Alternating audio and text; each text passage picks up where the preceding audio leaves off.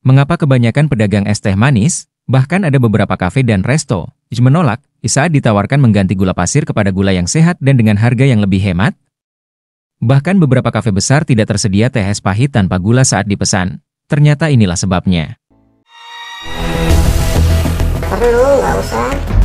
Kalau dagang kan nyari untung, Pak, bukan nyari rugi. Semua zat-zat tersebut akan mempengaruhi sistem metabolisme di dalam tubuh kita, bisa menyebabkan kerusakan pada ginjal atau mungkin pada hati.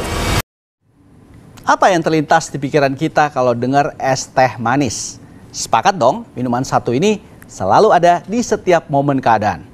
Selain gampang dicari dan enteng di kantong, minuman merakyat ini memang juaranya buat nyegerin tenggorokan yang lagi aus-ausnya di musim panas kayak gini. Meski harganya murah, tapi jangan cari yang murahan ya. Apalagi kalau diracik sama oknum yang nggak bertanggung jawab. Badan bisa kena masalah tuh. Loh, emang ada apa sih dengan es teh ini? Biar nggak penasaran, tonton yang lengkap. Buser investigasi. Ini gimana ya?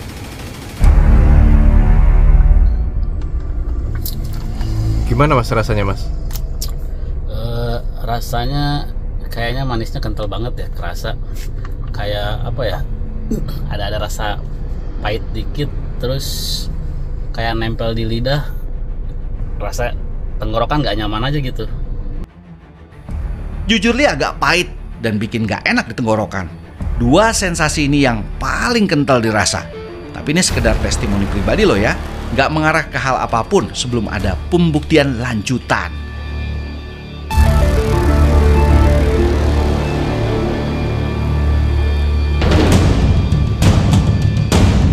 Lewat mobil lebih teman, kami pun main ke rumah si pedagang es teh kemarin.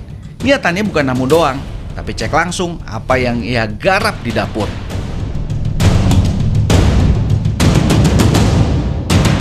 Mulanya air sepanci direbus terlebih dahulu. Ini mas tinggal dimatiin aja. Setelah itu kalau udah mendidih tinggal dikasih tehnya. Air yang udah mendidih ini lanjut diproses. Oh, ngasih tehnya setelah mendidih berarti? Iya, setelah mendidih.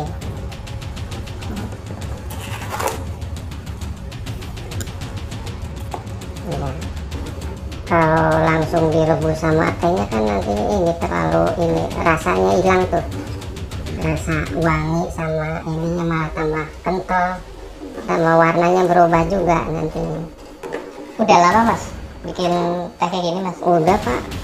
Udah dari berapa tahun yang lalu lah, sebelum booming teh sekarang juga saya udah duluan bikin teh. Kalau ini teh apa mas? Yang mana? Yang ini? Iya, teh kiloan itu. Oh, ini pakai teh kiloan? Teh kiloan.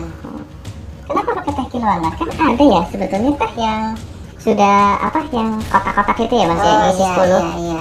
Itu enggak ngangkat nanti mas, terlalu ini apa namanya, mahal. Kalau ini kan murah, 1 kilo sekitaran 30 ribuan.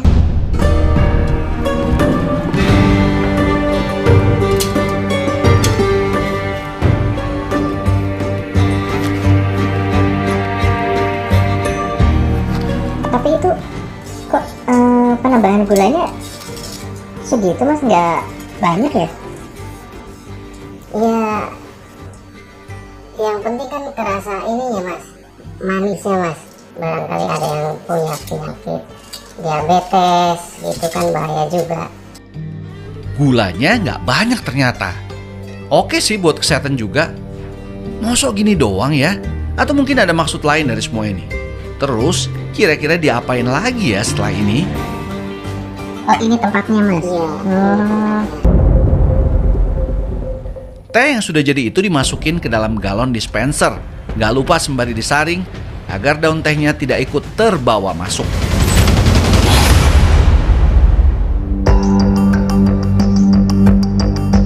Rupanya ada kengacoan yang kembali dipertontonkan di sini.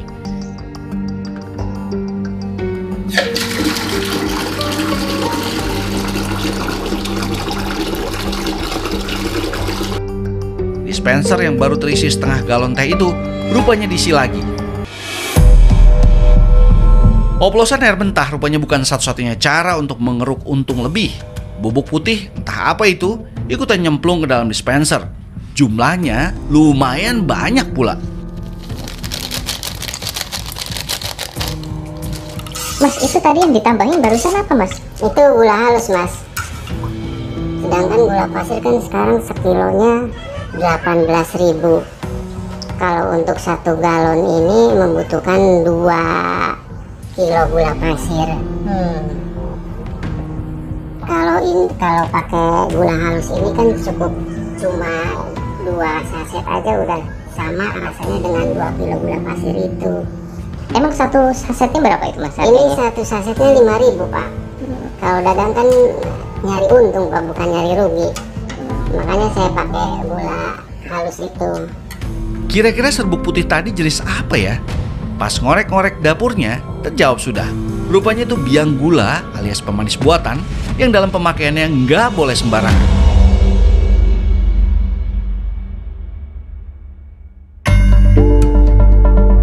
Ini baru satu fakta, bahwa ternyata ada oknum pedagang nakal yang masih ngorbanin kesehatan konsumennya hanya karena alasan cuan semata. Butuh bukti lain, kami coba cek ke pedagang es teh lainnya. Lewat arahan teman, dari seorang penjual es teh manis ini kembali kami ambil sampel lanjutan. Es tehnya masih, Pak? Masih? Masih? Iya. Boleh, Pak? Satu, Pak? Iya. Masih banyak, Pak? Ya, masih lumayan. Lumayan ya? Iya. Oke. Satu aja, Pak? Cukup. Cukup. Ini bikin sendiri, Pak? Bikin sendiri tehnya. Bikin sendiri. Oh. Kalau bikin jam berapa biasanya, Pak? Jam 9 Udah mulai dijual. Sepintas kalau dicicipi rasanya 11-12 sama pedagang sebelumnya. Terutama soal manisnya yang agak nyetrong di tenggorokan dan pahit. Kalau modelnya gini, kira-kira bakal sama nggak ya cara ngeraciknya?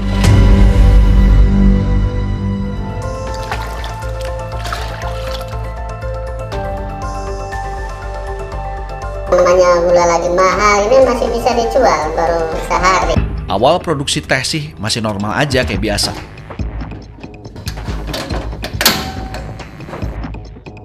Mulanya daun teh kering itu dimasukkan berbarengan dengan api dan direbus hingga mendidih.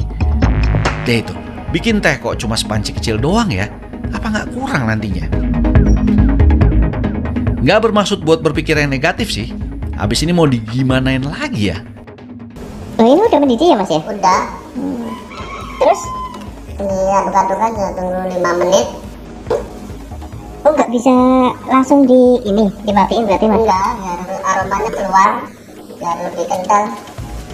Ada yang emang beda dari proses pembuatan teh dari pedagang es teh sebelumnya.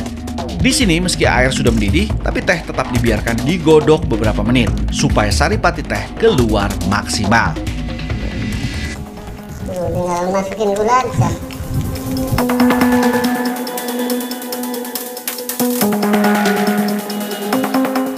Setelah dirasa air teh mulai mengental dan aroma teh keluar, serta warna sudah semakin pekat, barulah ditambahkan dengan gula pasir sebagai pemanisnya.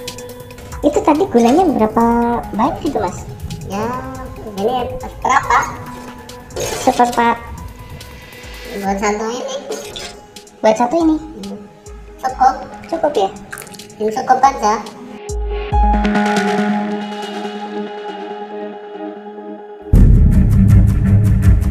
Di tahap ini, air teh yang sudah tercampur gula, lantas diaduk sebentar sampai sedikit mendingin. Teh yang sudah mendingin itu, barulah disaring untuk memisahkan air teh dan ampas daun tehnya.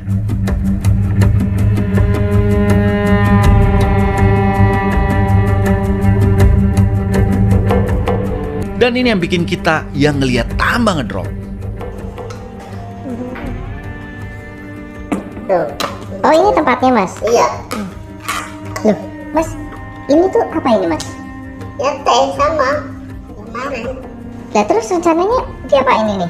Ya disatuin Sama sama yang baru ini? Iya.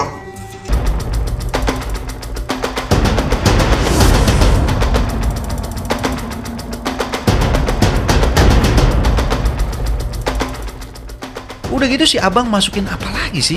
Jumlahnya lumayan banyak. Bisa jadi ini biang gula yang dilarutin.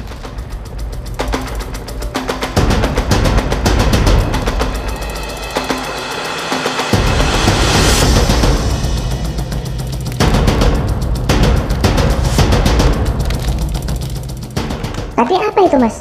Gula, kandung gula halus. Loh, bukannya tadi di awal itu pas lagi ngerebus itu sudah kasih gula ya Mas ya? Kan akhirnya tambahin. Sesuai tebakan, emang bener sih terlihat kayak gula halus, tapi pastinya itu adalah sakarin alias gula biar.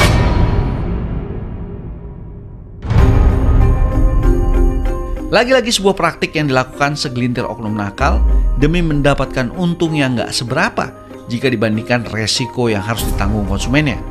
Terus seberapa bahaya sih es teh yang ditreatment pakai cara kayak gini? Penggunaan pemanis buatan ini telah diatur oleh BPOM, di mana penggunaannya sekitar 0,5 gram per kilogram bahan. Dan jika digunakan dalam jumlah yang berlebih dan dalam jangka panjang akan berakibat buruk bagi kesehatan. Mungkin bila dilihat dari harganya, pemanis buatan ini kan relatif murah ya bila dibandingkan dengan gula alami, karena memiliki tingkat kemanisan 180 sampai 200 kali lebih manis bila dibandingkan dengan gula alami.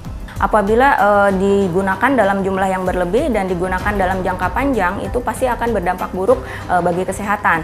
Di antaranya diabetes mellitus, obesitas, dan jika sudah terjadi kejadian obesitas akan berujung pada penyakit yang lebih berat lagi, seperti penyakit jantung koroner. Semua zat-zat tersebut akan mempengaruhi sistem metabolisme di dalam tubuh kita, bisa menyebabkan kerusakan pada ginjal atau mungkin pada hati, salah satunya.